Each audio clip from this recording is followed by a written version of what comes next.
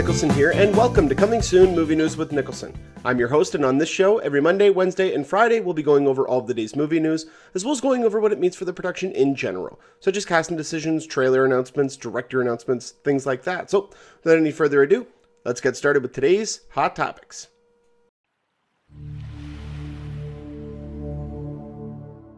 Last Friday, we heard the unfortunate and tragic news that legendary actor Leonard Nimoy had passed away at the age of 83. He had passed away due to an end-stage chronic obstructive pulmonary disease, which he had acquired over decades and decades of smoking, which he had actually quit, I believe, over 30 years ago. This is just absolutely sad and tragic. I mean, there's really no other way to say it. I mean, Leonard Nimoy was a legend. He was an icon. He inspired a lot of people. You know, I mean, not just in his charity work and things like that. I mean, just the type of person that he was a very humble individual.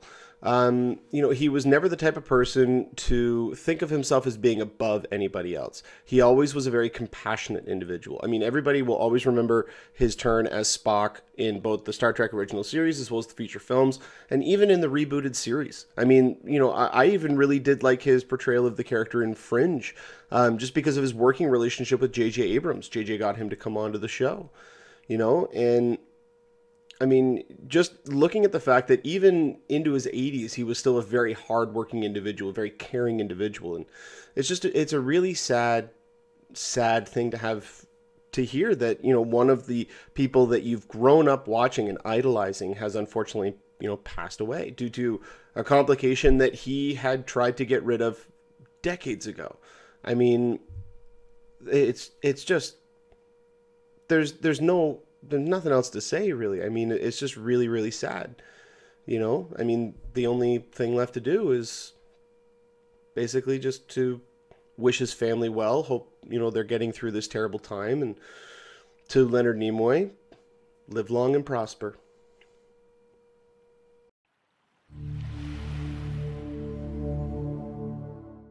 Before we get into the main topic of the day, I just wanted to address my shoulder. I did mention out to everybody on my Facebook page and Twitter that I had injured my shoulder on Friday. Actually, it happened on Thursday, but I had injured my shoulder on Friday. I wasn't able to do the episode, so no worries. This is only going to be on for maybe another day or two, so hopefully Wednesday's episode I shouldn't have it on there, but I might still need it to be on there. Basically, I just have very little mobility in the shoulder. It kills. Exactly, is really the only way to describe it. So yeah, I've just got this on as a precaution.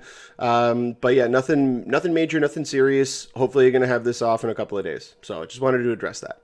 So with the main big story that came out over the last couple of days was Denis Villeneuve, who has been handpicked to direct the upcoming sequel to Blade Runner, which now this has been a very curious project because for a while, a lot of people had been saying, oh yeah, it's going to happen, it's going to happen. And then there was a time where people thought, no, like, we're not going to get back to it. The movie was a financial flop when it originally came out, but it's garnered a cult status and become revered as one of the most influential and iconic films of the 20th century.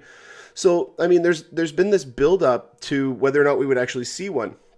And then recently, in recent years, Ridley Scott has come out and stated, oh yeah, you know, I'm working on it. I'm working on both that and a sequel to Prometheus. And it looked as though Blade Runner was being pushed back and back and back, and whether or not it was just they wanted to do a sequel, but they had no real idea of what to bring about it, what the story would be about. I think one of the major things as well was how do they include Harrison Ford? Harrison Ford's going to want to okay the script before he signs on, which means they got to write in a role that's crucial for him. So, I mean, all these things were coming together, and it looked less and less likely that we'd be actually getting one. But now it apparently comes out because we hadn't known 100% if Ridley Scott was going to direct this. It had been alluded to that he would direct it, but we still didn't know. Well, it turns out he's actually only going to be producing it. And he also came up with the original concept for the film.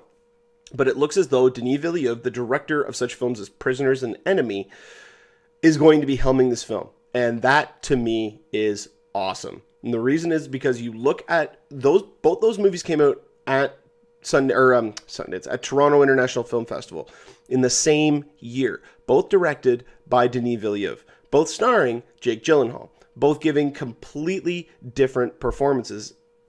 Minor spoiler alert, Jake Gyllenhaal gives 3 performances in those 2 films. So Just saying. And they're all vastly different and unique. And then he did Nightcrawler. I mean, the dude's just a talented actor, and I'd love to see him join Harrison Ford in Blade Runner 2. I mean, that would be incredible. Now, a couple of story details that we know about this film is that, well, really the only thing that we know is that Harrison Ford's character is going to have a smaller supporting role. It is supposedly crucial to the overall plot, and he will appear most likely near the end of the film. Now, whether or not it's a big reveal or anything like that, I don't think they would announce that this early on if it was a big reveal. I think it's just going to be that at some point they need to pull him in and get him involved. But my biggest thing, I wonder if they're actually going to answer the question that's been asked for decades now about this movie. Is Deckard a replicant? Because that is something I think a lot of people have been wanting to have answered. I like the fact that they haven't given a definitive answer. This is not a Damon Lindelof style question I'm going to ask just because I don't want to answer it and I'm just going to let you guys answer it. That's not what I feel is happening here. I hope that we get that answer, but I also at the same time I like the fact that we haven't been given one. It's kind of for us to decide. I personally do think that he is one, but that's just me. Everybody has a different opinion on this, so if you think that he is not a replicant, you might not be wrong. So, I mean, there's no way really to tell until we get a definitive answer. So, I'm excited for this. There's one point of contention that I have about this, and it's with the writers of the current draft of the script. Now, Hampton Fancher, who co-wrote the original, is on board, but also is Michael Green. Michael Green is one of the people responsible for Green Lantern that we got with Ryan Reynolds. He is also responsible for writing the script for this year's Oscars. He is the person who is signed up to direct, or at least one of the writers for Prometheus 2. Now, if Scott has been working on Prometheus 2 with this guy and seen the fact that, you know what, I liked this script, I liked what he did with it, and then given him the reins to at least come up with a really great, or expand upon the idea that he came up with for Blade Runner 2, and then has since liked that, I mean, everybody can turn it a dud. I mean, Akiva Goldsman wrote A Beautiful Mind, but he also wrote Batman and Robin. So, I mean, everybody has a bad day. Still, I'm just a little iffy on that, because that to me is more style over substance, and that's not what this movie's about. This movie has great style, absolutely, and what they can now do with this world, with the technology that we have at our disposal, I mean, I'm really intrigued as to where this could go, because this is not just, Blade Runner is not just a sci-fi movie.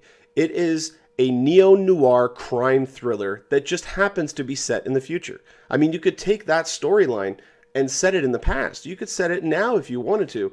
You'd have to change one or two minor things, but it would not affect the overall story realistically.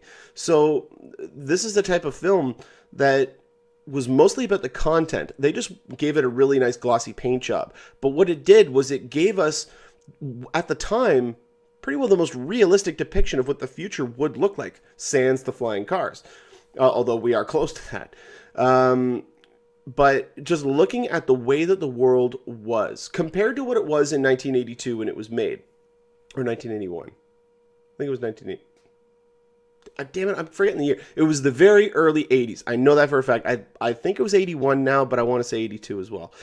But to me, this could be one of the most intriguing additions into the sci-fi genre, because of not only what the original film did and what it spoke about and the ideas that it brought forth, but the fact that they're returning to this world and getting somebody as talented as Denis Villeneuve means that they have something really interesting that they're waiting to unveil. And I'm excited for it. Another point of contention is Ridley Scott's current track record. Now, the fact that he is not directing this, I think actually gives this a little bit more of an edge over Prometheus 2, just because while Scott can make beautiful looking films, and this even happened with Exodus, Exodus looks unbelievably gorgeous, but it's lacking. And it's not lacking in its time, because the movie was, what, 2 hours and 30 minutes, 2 hours and 25 minutes? And then you have Prometheus, which was like 2 hours and 10 minutes. So, I mean, and don't even get me started on The Counselor. But just looking at his recent body of works, it just doesn't instill a lot of faith. But with him being a producer, it's more the concepts and then giving the reins over to a very talented individual. So I am very excited for this. Production is set to start in the summer of 2016, which means most likely we will get this in 2017. But when we do get more information about this topic, I will definitely update you guys on here.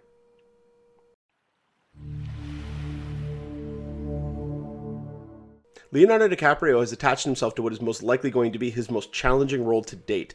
He has attached himself to a movie called The Crowded Room. Now, for those of you who don't know what The Crowded Room is, it is a movie about a guy named Billy Milligan, who was the first man ever to be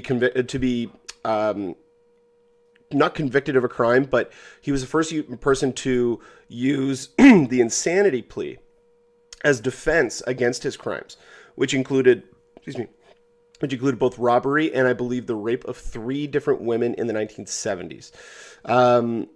Now, this is a very interesting project because not only was he the first guy to use the insanity plea, this is a guy who has 24 different personalities.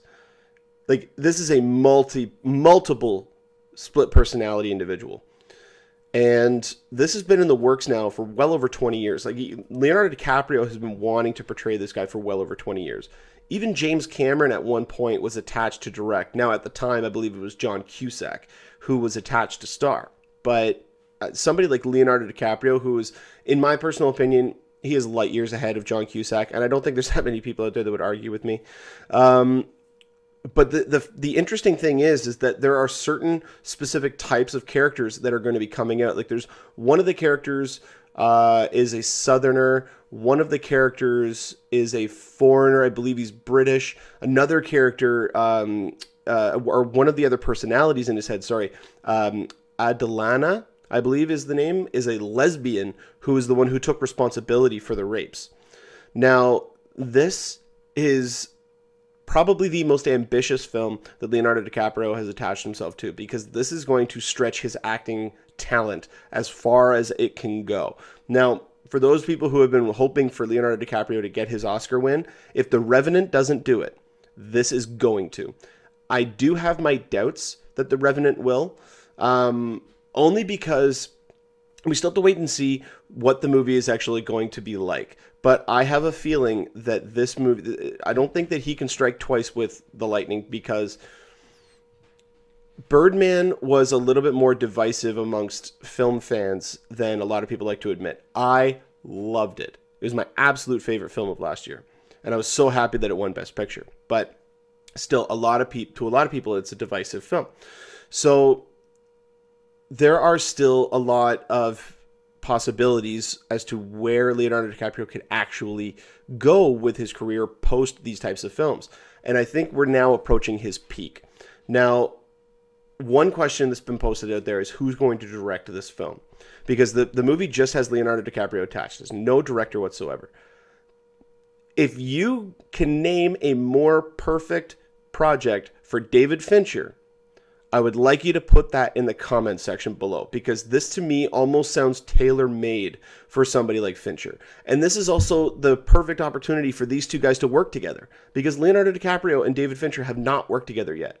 And this would be perfect. It is right in Fincher's wheelhouse, but he could still create a new and unique visual, not visual style, but he could create a new and unique tone for this film and really give it, because I mean, you look at a movie like Fight Club and Seven, and then you look at a movie like Gone Girl, almost a satirical black comedy, like a very, very dark black comedy.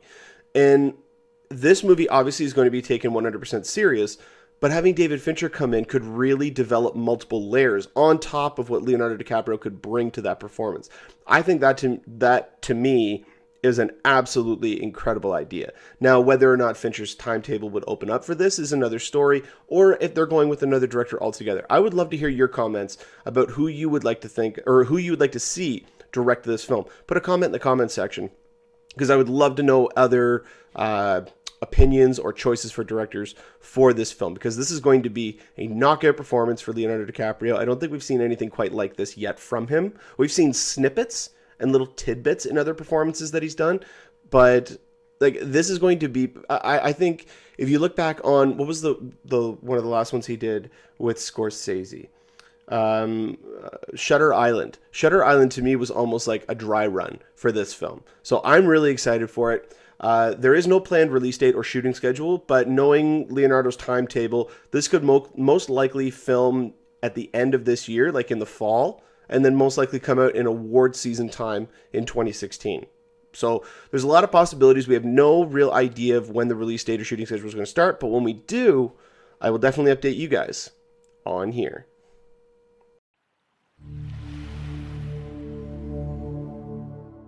Well, that'll about do it for us here on Coming Soon Movie News with Niklsun. Thank you so much for watching. You guys have been a great audience. Go ahead and click that subscribe button there in the bottom corner. You can get updates whenever we post a new video. You can also follow me on Twitter at Niklsun, Niklsun, for all of your movie updates. And you can also give us a like on our Facebook page at facebook.com/movie news with Niklsun. If you ever have a topic or question you'd like to have talked about on the show, you can go ahead and put a comment in our comment section, or you can email me at movienewswithniklsun@gmail.com. That's movienewswithniklsun@gmail.com. And on every Friday episode, we'll try to get to as many as we can. But until next time, you guys enjoy the rest of your day. Take care.